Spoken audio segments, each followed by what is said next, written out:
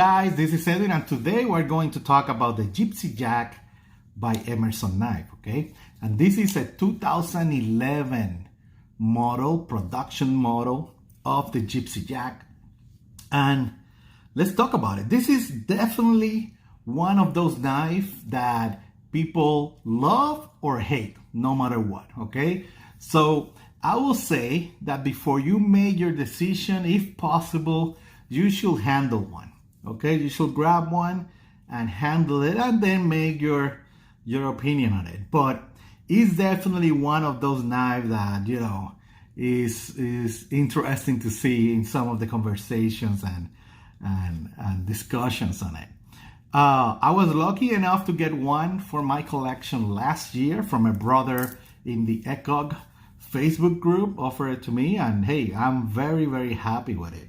Let's compare it. This is a big knife. That's the first thing you will notice. It's a big knife. We're talking about almost 10 inches, 9.8 or 9.9 inches overall. And the blade is like 4.2, 4.3 inches, okay? So it's definitely a big knife, okay? That's how it compares with the CQC 7, okay? Let's look at how it compares with the Spyderco Tenacious, just so you get a reference right there with the Tenacious, so you can see, okay? And let's see how it compares with the Buck 110.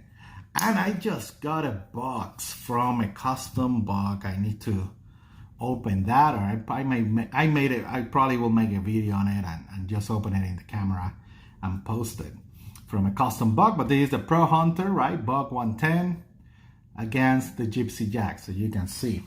Now, the Gypsy, I don't know, let me tell you, I don't know what is the inspiration of the Gypsy Jack from Ernest Emerson when he was designing it, but I can take a guess, and my take is that, you know, Gypsy is this culture, right, that is being, you know, established around the world from these colonies of people that are travelers and nomads, right? That they go and they're huge cultures now after centuries of this around the world. And in one of the cases that I'm more familiar with is the culture of the Gitanos from Spain.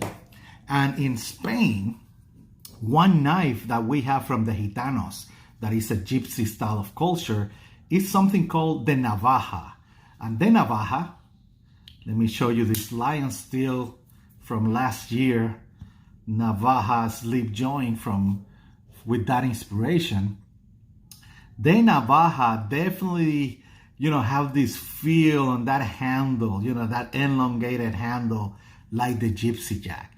And I can definitely see that inspiration of the Navaja. If you look at some antique Navaja design, you will see very similar, you know, structure right here. The blade is different, but very similar structure right there. Okay, so I definitely see some inspiration in the actual, you know, Gypsy culture, the Gitanos from Spain, and I imagine it will be similar in other cultures from the Gypsies. And Gypsy Jack, you know, that's a cool name, I will say. Another thing is that let's look at this blade. Is this, I don't know how to call this, you know, a drop point, clip point, recurve style of blade, 2011. It has this beautiful switch right there. It's a V grind, like you can see. It has this mirror edge from the brother I got this knife from. And this being a user, you know, it has a few scratches right there. It's a V grind, okay? And like you can see, this profile is very, very nice, very peculiar. Right? It goes up here and then it goes into a very thin level right here, and then that's where the handles start. I will say, if you look at that stock, you know, pretty solid all the way to the tip, so you will have a good strength on that blade. Don't get confused by, you know, this handle right here. Then you have, you know, in 2011, that G10 that actually I really like, very thin G10 right there with your wave. on it. And that wave works pretty good in this Gypsy jack model. And then this slim Navaja style handle. That's how I describe it. I don't know what else to tell you. It's an older production model, so you will see, right, that back spacer right there. And then your normal, right, in this case, anodized, but it's titanium Benchmade style of clip right there, right? And your normal liner lock, okay? And yeah, man, one of the things with the Gypsy jack, the handle, it's like handling a stick. There's no finger guard per se, it has that wave that gives you that point of contact right there. So I like that, I like that. This is one of those slasher type of blade with that recurve right there. I imagine you can do a lot of cooking and that style of work with this knife, given that profile, right? You have your point here in the pivot, and then you see how that blade is going downwards right there with that recurve. That will be excellent for some good cooking. After my lockdown, I might go and do some camping and grab the Gypsy jack and give it a shot for some, some good grilling and all that.